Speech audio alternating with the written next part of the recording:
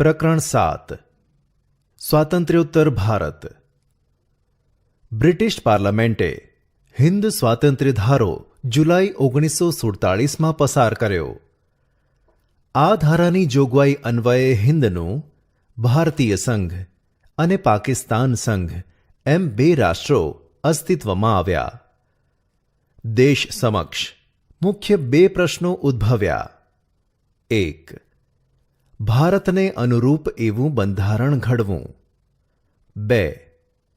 હિન્દની રિયાસતો પરથી બ્રિટિશ તાજની સાર્વભૌમ સત્તાનો અંત આવતાં તેમને ભારત સંઘમાં જોડી અખંડ ભારતની રચના કરવી. આ વખતે દેશી રાજ્યો રિયાસતોની સંખ્યા 562 હતી. સ્વતંત્ર ભારતના કુલ ક્ષેત્રફળ પૈકી 48% દેશી રાજ્યોના ક્ષેત્રફળનું હતું.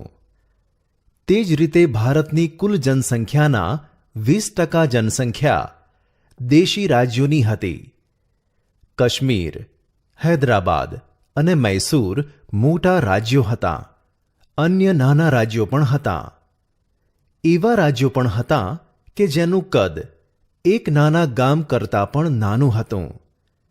આ રાજ્યોના રાજાઓ નવાબોને ભારતીય સંઘમાં જોડાવા માટે સમજાવવા એ ભગીરથ કાર્ય હતું. આ કાર્ય ઝડપથી પાર પાડવાનું હતું. આઝાદી પ્રાપ્ત થતાં સૌપ્રથમ ભાવનગરના મહારાજા કૃષ્ણકુમારસિંહે ભાવનગરમાં જવાબદાર સરકારનો શુભારંભ કર્યો. તે દિવસ હતો 15 જાન્યુઆરી 1948. સરદાર પટેલના પ્રયત્નથી સંયુક્ત સૌરાષ્ટ્ર રાજ્યની રચના થતાં ભાવનગર રાજ્ય તેમાં વિલીન થઈ ગયું.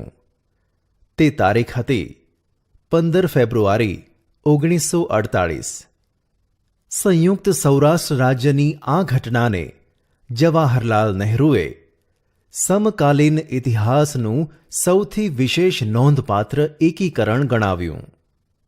સ્વતંત્રતા મેળવ્યા બાદ તત્કાલીન નાયબ વડાપ્રધાન અને ગૃહપ્રધાન સરદાર વલ્લભભાઈ પટેલે દેશી રાજાઓને અપીલ કરી કે તેમના શાસન હેઠળની પ્રજા અને ભારતીય સંઘના હિતમાં તેઓ પોતાના રાજ્યોને સ્વેચ્છાએ ભારતીય સંઘમાં જોડાવા સંમતિ આપે. તેમણે રાજાઓમાં દેશભક્તિ જાગ્રત કરી. વ્યવહારુ બુદ્ધિથી તેમણે લગભગ બધા દેશી રાજ્યોનું ભારતમાં વિલીનીકરણ પ્રક્રિયા આરંભી. રાજા રજવાડા એક મજબૂત, અખંડ અને સમૃદ્ધ ભારતનો પાયો નાખવામાં પોતાનો સહકાર આપે તેમ જણાવ્યું. તેમના હકો અને હિતોના રક્ષણની પણ સરદાર પટેલે ખાતરી આપી. સરદાર પટેલ અને તેમના સચિવ વી.પી. મેનનની સહાયથી જોડાણ ખત અને જૈસે થે કરારનો મુસદ્દો તૈયાર કરવામાં આવ્યો. તેને સંબંધિત પ્રધાનો અને રાજાઓની સંયુક્ત સમિતિએ તેને આખરી સ્વરૂપ આપ્યું. રાજાઓને આ મુસદ્દાથી સંતોષ થયો. હૈદરાબાદ, જૂનાગઢ અને કાશ્મીર સિવાય તમામ 559 રાજ્યોએ તેનો સ્વીકાર કરી ભારતીય સંઘમાં પોતાના રાજ્યને વિલીન કરી દીધા. હૈદરાબાદ, જૂનાગઢ અને કાશ્મીરનું જોડાણ. હૈદરાબાદ. દક્ષિણ ભારતમાં આવેલ હૈદરાબાદ રાજ્યના નિઝામે પોતાના રાજ્યને 15 ઓગસ્ટના રોજ સ્વતંત્ર જાહેર કર્યું. તેની ભૌગોલિક પરિસ્થિતિને ધ્યાને લેતાં તેણે ભારત સાથે જોડાવું જોઈએ. તે ચારે બાજુથી ભારતીય સંઘના પ્રદેશોથી ઘેરાયેલ હોવાથી તે એક સ્વતંત્ર રાજ્ય તરીકે ટકી શકશે નહીં તેમ તેનું ધ્યાન દોરવામાં આવ્યું.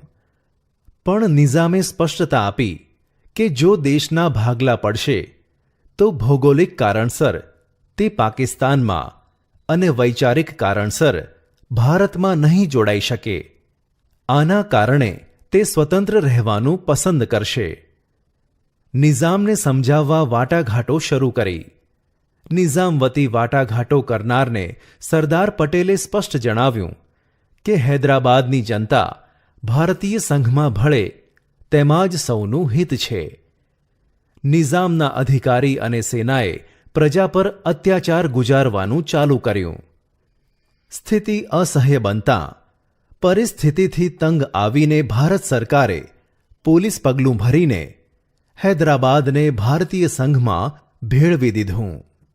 તે દિવસ હતો 18 સપ્ટેમ્બર 1948. નિઝામે શરણાગતિ સ્વીકારી. નિઝામને તેમના હિતોના રક્ષણની બાંયધરી આપી. આમાં કનૈયાલાલ મુનશીએ અગત્યની ભૂમિકા ભજવી. ત્યારબાદ રાજ્યોની પુનઃરચના ઈસવીસન 1956માં થતાં હૈદરાબાદ રાજ્યને આંધ્રપ્રદેશમાં સમાવી લેવામાં આવ્યું. જૂનાગઢ. જૂનાગઢ સૌરાષ્ટ્રમાં આવેલ છે. તેના નવાબે પોતાના રાજ્યને પાકિસ્તાન સાથે જોડાણ ખત લખી આપ્યું. પાકિસ્તાને મંજૂરી પણ આપી દીધી. મુંબઈમાં જૂનાગઢના નાગરિકોએ જૂનાગઢને ભારતીય સંઘમાં જોડાવા માટે આરઝી હકુમતની સ્થાપના કરી. સૌરાષ્ટ્રના લગભગ તમામ રાજ્યોએ અને લોકોએ નવાબના પાકિસ્તાન સાથેના જોડાણનો વિરોધ કર્યો. નવાબના શાસકોએ જૂનાગઢ રાજ્યની રૈયતને ત્રાસ આપવા માંડ્યો. માંગરોળ અને માણાવદરે ભારતમાં જોડાવાની ઈચ્છા જાહેર કરતાં તેના રક્ષણ માટે ગોઠવાયેલા ભારતીય સૈન્યો અને નૌકાદળે જૂનાગઢ ફરતે ઘેરો ઘાલ્યો. જૂનાગઢના નવાબ પાકિસ્તાન ચાલ્યા ગયા અને ભારતે જૂનાગઢનો કબજો લીધો. તે દિવસ હતો 9 નવેમ્બર 1947. પછી લોકમત લેવાયો, જેમાં પ્રચંડ બહુમતીએ ભારતમાં ભળવાની તરફેણ કરતો પોતાનો મત આપ્યો. આમ સરદાર પટેલની કુનેહ અને જૂનાગઢના નાગરિકોની પ્રચંડ ઈચ્છા શક્તિ થકી જૂનાગઢનું ભારતીય સંઘમાં જોડાણ થયું. કાશ્મીર. કાશ્મીરના મહારાજા હરિસિંહ ડોગરાએ ભારત સાથેના જોડાણ ખત પર સહી કરેલ ન હતી. આ દરમિયાન કાશ્મીર પોતાની સાથે જોડાઈ જાય તે માટે પાકિસ્તાને કાશ્મીર પર આક્રમણ કર્યું. આક્રમણ, અત્યાચાર, લૂંટફાટ થતાં રાજા હરિસિંહે ભારતની લશ્કરી મદદ માંગી, પણ તેમણે જોડાણ ખત પર સહી કરી ન હતી. આથી તેને સહી કરવા ભારત તરફથી જણાવવામાં આવ્યું. હરિસિંહે તાબડતોડ જોડાણ ખત પર સહી કરી. ભારતીય લશ્કરે તાત્કાલિક કાશ્મીર જઈને તેનું રક્ષણ કર્યું. પણ તે સમય દરમિયાન કાશ્મીરના ત્રીજા ભાગ પર પાકિસ્તાને કબજો જમાવ્યો હતો. ભારતે પાકિસ્તાન વિરુદ્ધ સંયુક્ત રાષ્ટ્રોની સલામતી સમિતિમાં ફરિયાદ કરી. સલામતી સમિતિએ યુદ્ધ વિરામ કરવાનું જણાવ્યું. હજુ આજે પણ જમ્મુ કાશ્મીર એટલે કે કાશ્મીર રાજ્યના ત્રીજા ભાગના પ્રદેશ પર પાકિસ્તાનનો અંકુશ છે. પરંતુ કાશ્મીર કાયદેસર રીતે ભારતનો ભાગ છે તે હકીકત નિર્વિવાદ છે અને ભારત પાકિસ્તાન વચ્ચેના સંબંધોમાં આજે પણ કાશ્મીરનો સળગતો પ્રશ્ન છે. આમ 1948ના અંત પહેલા ભારતમાં રાજકીય એકતા સિદ્ધ થઈ તથા ઐતિહાસિક એવી અહિંસક ક્રાંતિ સર્જાઈ. ફ્રેન્ચ અને પોર્ટુગીઝ હસ્તકના સંસ્થાનોનું ભારત સંઘમાં જોડાણ. 26 જાન્યુઆરી 1950 સુધીમાં ભારતના દેશી રાજ્યો રિયાસતોનું ભારતીય સંઘમાં જોડાણ થઈ ચૂક્યું હતું. પરંતુ યુરોપીય સામ્રાજ્યવાદના કારણે રહ્યા સહ્યા એવા પ્રદેશો ફ્રેન્ચો અને પોર્ટુગીઝોના તાબા હેઠળ હતા. ભારતે સ્વતંત્રતા પ્રાપ્ત થતાં ફ્રાન્સ અને પોર્ટુગલ સરકારોને તેમના તાબામાં રહેલા ભારતીય પ્રદેશો ભારતને સુપરત કરવા અનુરોધ કર્યો. ભારતને સ્વતંત્રતા મળી તે સમયે ફ્રેન્ચોના તાબા હેઠળના પ્રદેશોના લોકોની તીવ્ર ઈચ્છા ભારતીય સંઘ સાથે ભળી જવાની હતી. માટે તેમણે સ્વતંત્ર થવા લડતો ચલાવી. ફ્રેન્ચ, પોર્ટુગીઝ સત્તાવાળાઓએ લડતને કચડી નાખવાના પ્રયાસો કર્યા. ફ્રેન્ચોનું આવું વલણ જોઈ પુડુચેરી એટલે કે પોંડિચેરીમાં લોકોએ વિશાળ સભા યોજી ફ્રેન્ચ સરકારને ભારત છોડોનું એલાન આપ્યું. વર્ષ હતું 1948. ઈસવીસન 1950 સુધી ભારત અને ફ્રાન્સ વચ્ચે શાંતિમય સમાધાન માટે વાટાઘાટો ચાલતી રહી. યમનના લોકોએ 1954ના રોજ મુક્તિ સેના રચી. તેનો વહીવટ પોતાના હસ્તક લઈ લીધો. ફ્રાન્સે લોકોનો મિજાજ અને ભારતીય સંઘ સાથે જોડાવાની તીવ્ર ઈચ્છા તથા સમયને પારખી લઈ પોતાના સંસ્થાનો ભારતને સુપરત કરવા, વાટાઘાટોને અર્થપૂર્ણ બનાવવા સંસ્થાનોનો કબજો ભારતને સોંપવાનું સ્વીકાર્યું. ફ્રેન્ચ સરકારે તેના 5 સંસ્થાનો પુડુચેરી એટલે કે પોંડિચેરી, કરાઈકલ, ચંદ્રનગર, માહે અને યમન ભારતને સોંપી દીધા. ભારત સરકારે આ પ્રદેશોનો વહીવટ પોતાના હસ્તક લઈ લીધો અને તેને કેન્દ્ર શાસિત સંઘીય પ્રદેશ તરીકે દરજ્જો આપી દીધો, જે હાલ ચાલુ છે. ભારતના રાજ્યોની પુનઃરચના થતાં પુડુચેરી એટલે કે પોંડિચેરી અને કરાઈકલ તમિલનાડુમાં, માહે કેરળમાં, યમન આંધ્રપ્રદેશમાં અને ચંદ્રનગર પશ્ચિમ બંગાળમાં છે. આ બધા પ્રદેશોનું વહીવટી મથક પુડુચેરી છે.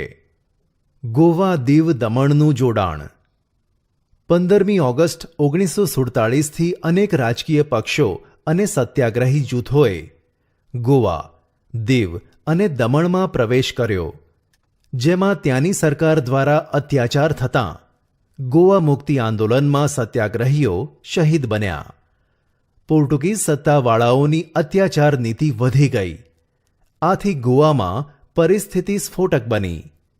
છેવટે ભારત સરકારે જનરલ ચૌધરીની આગેવાની હેઠળ ઓપરેશન વિજય શરૂ કરતાં ભારતીય લશ્કરી દળોએ ગોવા, દીવ અને દમણમાં પ્રવેશ કર્યો. તે તારીખ હતી 18 ડિસેમ્બર 1961. પોર્ટુગીઝોની લશ્કરી ટુકડીઓ પીછેહઠ કરતી ગઈ.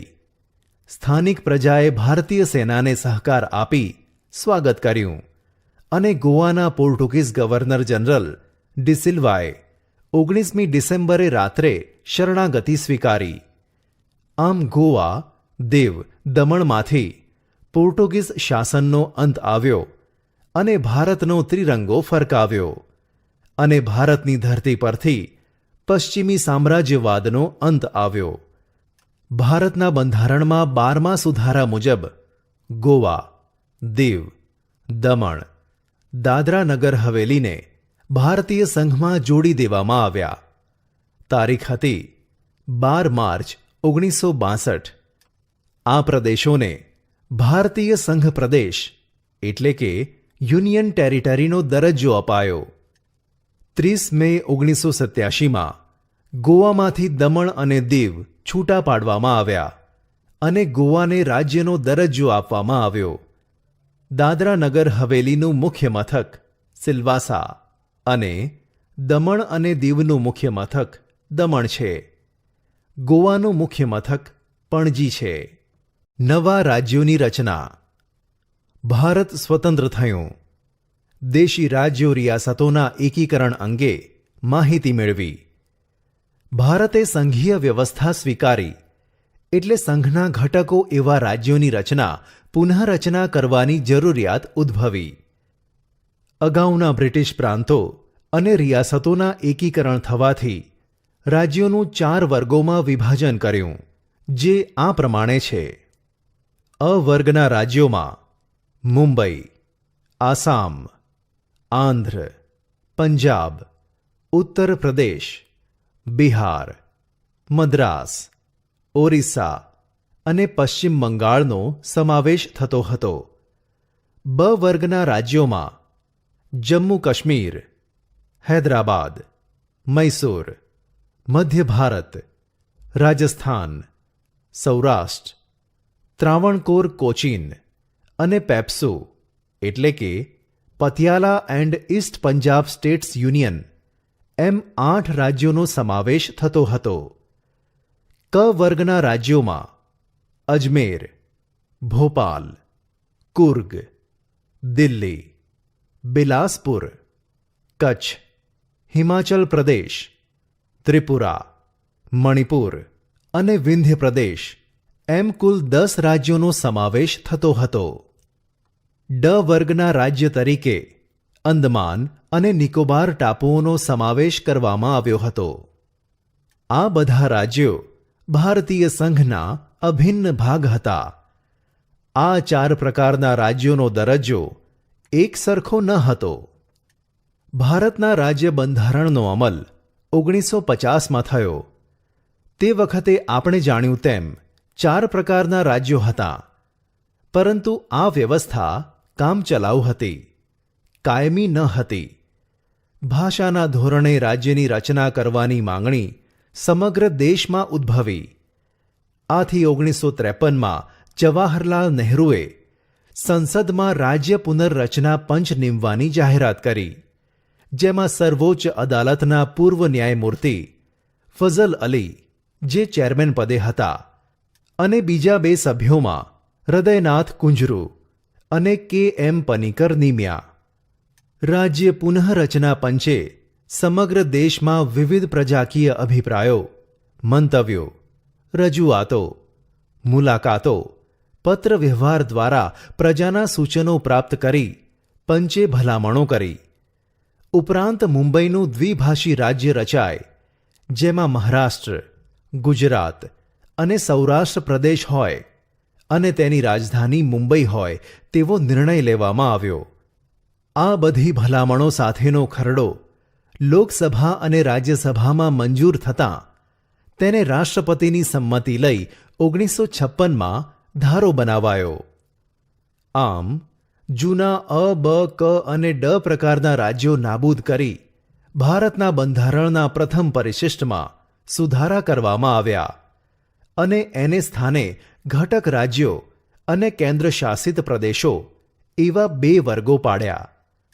જે નવા 14 ઘટક રાજ્યો રચાયા તે આંધ્ર, આસામ, ઓરિસ્સા, કર્ણાટક, કેરળ, ઉત્તર પ્રદેશ, જમ્મુ કાશ્મીર, પશ્ચિમ બંગાળ, પંજાબ, મદ્રાસ, બિહાર, મધ્યપ્રદેશ, મુંબઈ અને રાજસ્થાન હતા. જે 5 સંઘ પ્રદેશો રચાયા તે દિલ્હી, હિમાચલ પ્રદેશ, મણિપુર, ત્રિપુરા, લક્ષદ્વીપ ટાપુઓ હતા. છેવટે કેન્દ્ર સરકારને મુંબઈ પુનઃરચના ધારો ઈસવીસન 1960માં પસાર કરવાની ફરજ પડી. 1960ના એપ્રિલની 25મી તારીખે તેને માન્યતા મળી અને મહારાષ્ટ્ર રાજ્યની રાજધાની મુંબઈ નક્કી કરાઈ. ગુજરાતનું સૌરાષ્ટ્ર અને કચ્છ સહિતનું નવું રાજ્ય 1 મે 1960માં બન્યું. આ દિનને ગુજરાતના સ્થાપના દિન તરીકે ઉજવીએ છીએ.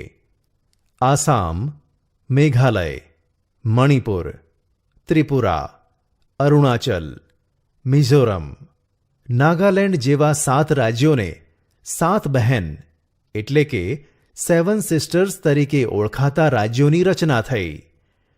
મોટા રાજ્યોમાંથી નાના અલગ રાજ્યો રચવાની માંગણી ચાલુ રહી.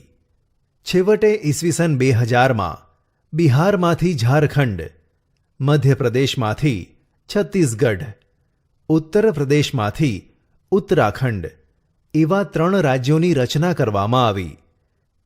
2014માં આંધ્રપ્રદેશમાંથી તેલંગાણાની અલગ રાજ્ય તરીકેની રચના થઈ. હજી પણ રાજ્યોની પુનઃરચનાની માંગણી ચાલુ જ છે, જેમાં મહારાષ્ટ્રમાંથી અલગ વિદર્ભ રાજ્યની માંગણીનો સમાવેશ થાય છે.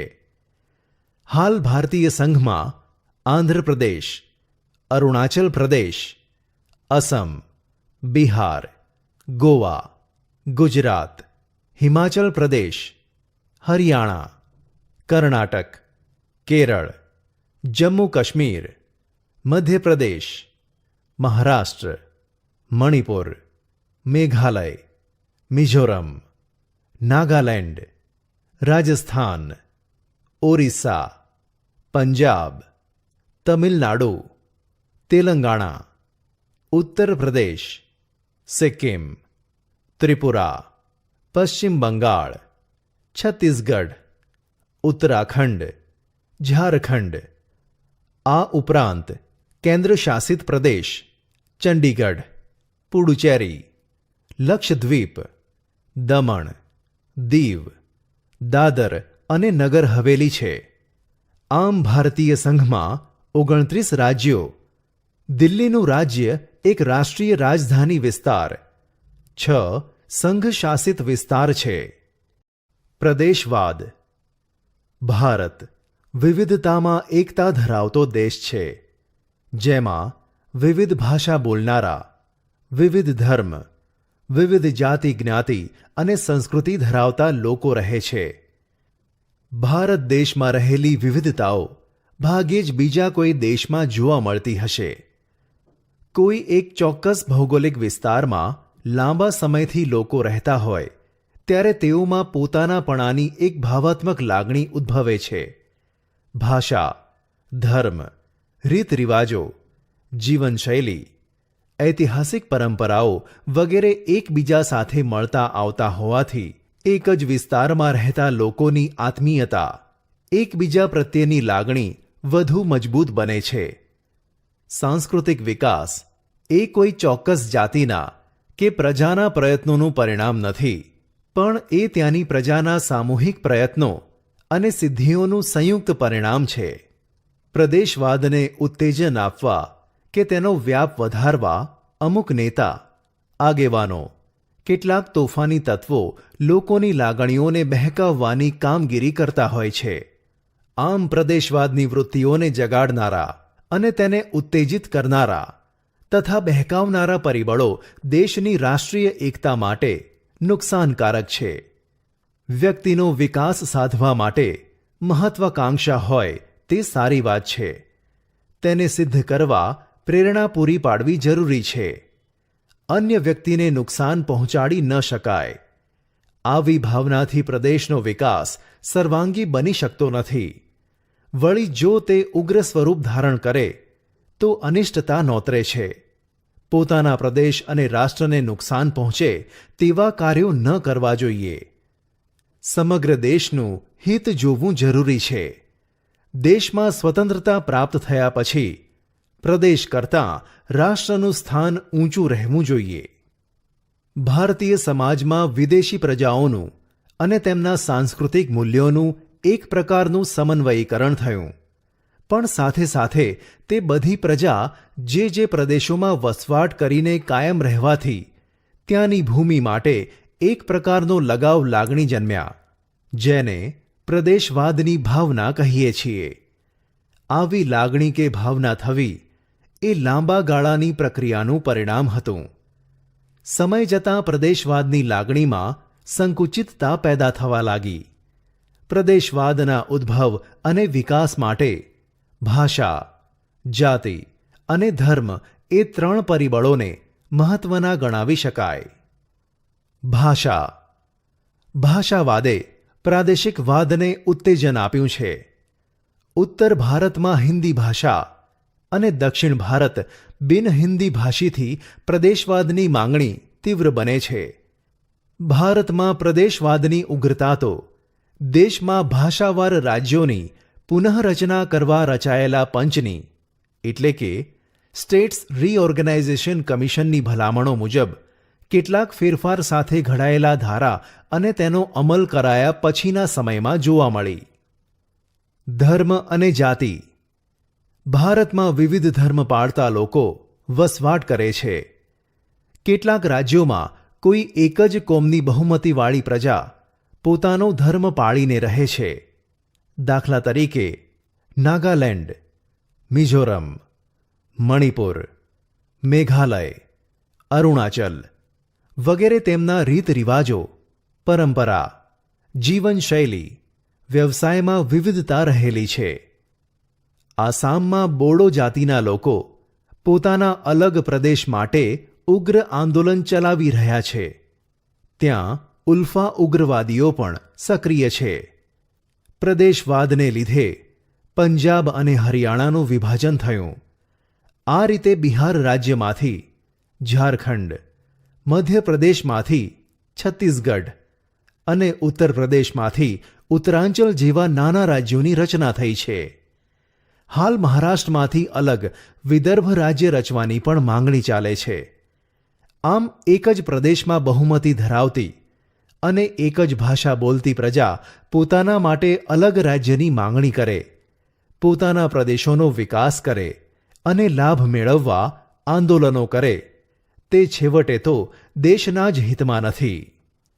ભારતના બંધારણમાં ભારતને સાર્વભૌમ, સમાજવાદી, ધર્મનિરપેક્ષ લોકશાહી પ્રજાસત્તાક તરીકે જાહેર કરવામાં આવ્યો છે. રાજ્યોની પુનઃરચના વખતે પ્રાદેશિક ભાવના કરતાં સમગ્ર દેશની રાષ્ટ્રીય એકતાને વિચારી નિર્ણય લેવા જોઈએ. પ્રાદેશિક અસમાનતા. વિદેશી શાસકોએ જ્યાં આર્થિક લાભ પ્રાપ્ત ન થાય ત્યાં આવા વિકાસાત્મક કાર્યો કર્યા નહીં. પરિણામે આવા વિસ્તારોમાં પ્રાદેશિક અસમાનતા વિકસી. ભારત સ્વતંત્ર બન્યા પછી સામાજિક અને આર્થિક વિકાસ માટે આયોજન પંચની રચના કરી. તેનો મુખ્ય હેતુ જુદા જુદા પ્રદેશોનો સમતોલ આર્થિક સહિત અન્ય ક્ષેત્રોમાં વિકાસ સાધવાનો હતો. પ્રાદેશિકવાદના દબાણો, રાજકીય કારણોથી વિકાસ યોજનાઓ પોતાના પ્રદેશમાં લઈ જવાની ખેંચતાણ, વિકાસ માટેના સ્રોતો વગેરે અનેક પરિબળો તેમાં ભાગ ભજવતા રહ્યા. આથી સમતોલ વિકાસની બાબતોમાં અસમાનતા પ્રવર્તતી જોવા મળે છે.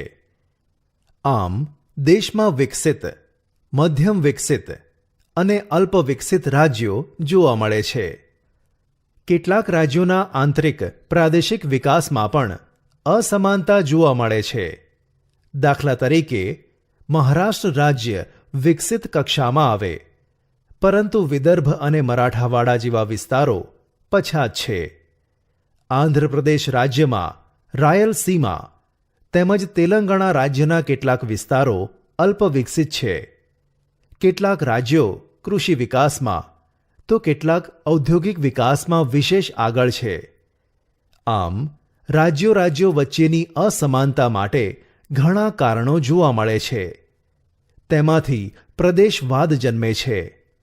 બે પડોશી રાજ્યો ભારતના જ હોય તો પણ સરહદી જમીન સંબંધમાં વિવાદ ચાલી રહ્યા છે. દાખલા તરીકે મહારાષ્ટ્ર અને કર્ણાટક રાજ્ય વચ્ચે અને પંજાબ અને હરિયાણા રાજ્યોની સરહદ માટેની જમીનના વિવાદ ચાલી રહ્યા છે. કોઈ પ્રદેશની ભૂમિ ઉપર જળની વહેંચણી અને ખનિજ, જળ, ઔદ્યોગિક કાચો માલ અને કૃષિ ક્ષેત્રની અનુકૂળતા પ્રમાણે લાભ પોતાને મળે તેવી સંકુચિત મનોવૃત્તિ કેટલીક જગ્યાએ જોવા મળે છે. આ પ્રદેશવાદ કે પ્રાદેશિકતાની સંકુચિત ભાવનાના નજીવા સ્વાર્થ કે મહત્વાકાંક્ષાને લીધે રાષ્ટ્રીય એકતાને નુકસાન પહોંચે છે. દેશ સ્વતંત્ર બન્યા પછી પ્રદેશ કરતાં રાષ્ટ્રનું સ્થાન ઊંચું છે તે સ્વીકારી રાષ્ટ્રીય ભાવનાનો વિકાસ વધારી રાષ્ટ્રની ગરિમા, સ્થાન ઊંચું રહે અને જળવાઈ રહે તેવા ઉપાયો કરવા જોઈએ. વિજ્ઞાન અને ટેકનોલોજી ક્ષેત્રે વિકાસ. વિશ્વના અન્ય વિકાસશીલ દેશોની તુલનામાં ભારતે છેલ્લી અડધી સદીમાં ટેકનોલોજીના વિકાસ ક્ષેત્રે જે સિદ્ધિઓ મેળવી છે તે અતિ વિકસિત દેશોની બરોબરી કરી શકે તેમ છે તેવું કહી શકાય. મર્યાદિત અને અલ્પ સાધનો, સાક્ષરતાનું ઓછું પ્રમાણ, આ બાબતોના પરિપ્રેક્ષ્યમાં ભારતનો વિજ્ઞાન અને ટેકનોલોજી ક્ષેત્રનો વિકાસ નોંધપાત્ર ગણાય.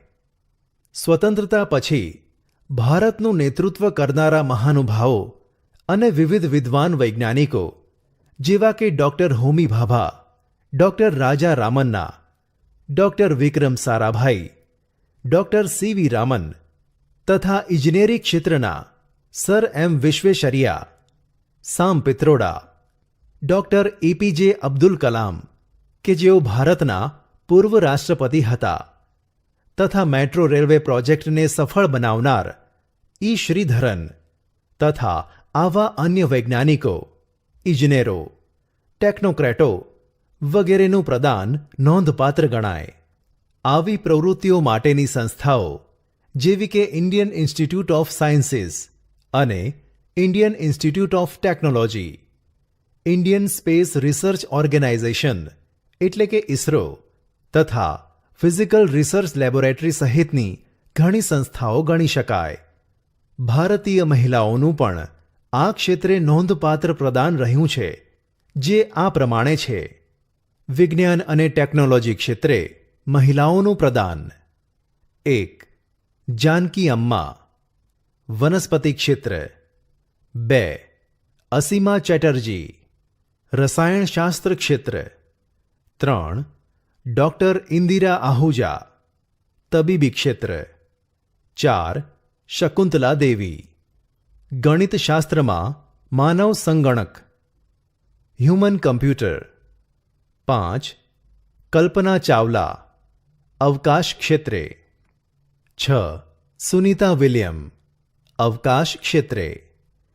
આ ઉપરાંત વિવિધ ક્ષેત્રોમાં મહિલાઓનું પ્રદાન અભૂતપૂર્વ રહ્યું છે અને તેમણે રાષ્ટ્રીય વિકાસમાં મહત્વપૂર્ણ યોગદાન આપ્યું છે.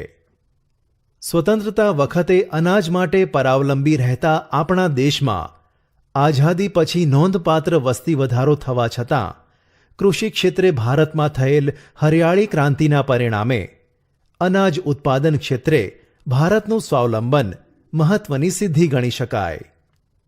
બહુહેતુક બંધો બાંધવા, જળાશયો, નહેરો, જળ સંચય ઉપરાંત કૃષિ વૈજ્ઞાનિકો અને કૃષિ ક્ષેત્રે કાર્યરત ટેકનોલોજીનો ઉપયોગ તથા કૃષિ યુનિવર્સિટીઓની સ્થાપના થવાથી સતત થઈ રહેલા સંશોધનોનો પણ ભારતના વિકાસમાં મહત્વનો ફાળો રહેલ છે. પરમાણુ વિજ્ઞાન અને ટેકનોલોજીનો શાંતિમય ઉપયોગ કરવો અને તે માટેની સંશોધન સંસ્થાઓ અને પ્રયોગશાળાઓની પણ નોંધ લેવી ઘટે. ભાભા પરમાણુ ક્ષેત્ર સંશોધન ઉપરાંત વૈજ્ઞાનિકો, એન્જિનિયરો અને ટેકનોક્રેટોના સંયુક્ત પુરુષાર્થ વડે બાંધવામાં આવેલા પરમાણુ મથકો દ્વારા ઉર્જાની માંગને પહોંચી વળવા આપણે સફળ રહ્યા છીએ. એટલું જ નહીં, સંરક્ષણ માટે રાજસ્થાનના પોખરણમાં 2 વખત કરવામાં આવેલા અણુ ધડાકાની નોંધ સમગ્ર વિશ્વએ લેવી પડી છે. અવકાશ સંશોધન ક્ષેત્રે ભારતે બાહ્ય અવકાશમાં ઉપગ્રહો છોડવા માટે વિશિષ્ટ પ્રકારના GSLV જીઓસિન્ક્રોનસ સેટેલાઇટ લોન્ચ વ્હીકલ ઉપરાંત આપણે છોડેલા ઉપગ્રહો 1975માં આર્યભટ્ટ, 1979માં ભાસ્કર, 1979માં રોહિણી તથા PSLV polar satellite launch vehicle અને છેલ્લે મંગળ ગ્રહ ઉપર પહોંચવા સુધીનું અભિયાન તથા ક્રમશઃ ઉપગ્રહો છોડવામાં સંપૂર્ણ સ્વાવલંબન એ એક અનેરી સિદ્ધિ ગણાય. આ સિદ્ધિ માટે ભારતની સંસ્થા ઇસરોની ભૂમિકા નોંધપાત્ર રહી છે. એટલું જ નહીં, વૈશ્વિક કક્ષાની તથા આંતરરાષ્ટ્રીય સ્તરની સંસ્થાઓમાં ભારતીય વૈજ્ઞાનિકો વગેરેનું પ્રદાન નોંધપાત્ર જોવા મળે છે.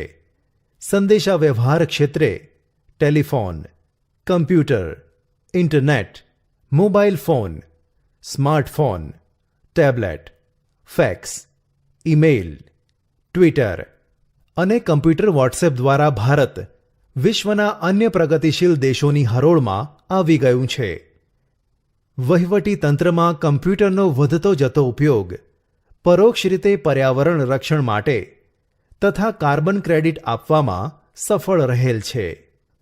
ઉદ્યોગો, ઊર્જા, કૃષિ અને આરોગ્ય વગેરે ક્ષેત્રોમાં બાયોટેકનોલોજીનો ઉપયોગ અને તેમાં સતત થઈ રહેલા સંશોધનો અને વિકાસના લીધે ડિજિટલ ઇન્ડિયા અને મેક ઇન ઇન્ડિયાના સૂત્રો વિશ્વ પ્રસિદ્ધ બની રહ્યા છે. દરિયાઈ સંશોધન ક્ષેત્રે વિકાસના પ્રયાસો, માનવ સંસાધનોના શ્રેષ્ઠતમ ઉપયોગના પ્રયાસો, રસ્તાઓ અને બંદરોનો વિકાસ તથા શિક્ષણ અને આરોગ્ય ક્ષેત્રે માનવ જીવનના સર્વાંગી વિકાસ માટે થઈ રહેલા પ્રયાસો સીમાચિહ્નરૂપ છે. સંયુક્ત રાષ્ટ્રો એટલે કે UNO દ્વારા 21 જૂનનો દિવસ વિશ્વ યોગ દિન તરીકે ઉજવવાનો નિર્ણય એ ભારતના ઉજ્જવળ ભવિષ્યનું દર્શન કરાવે છે.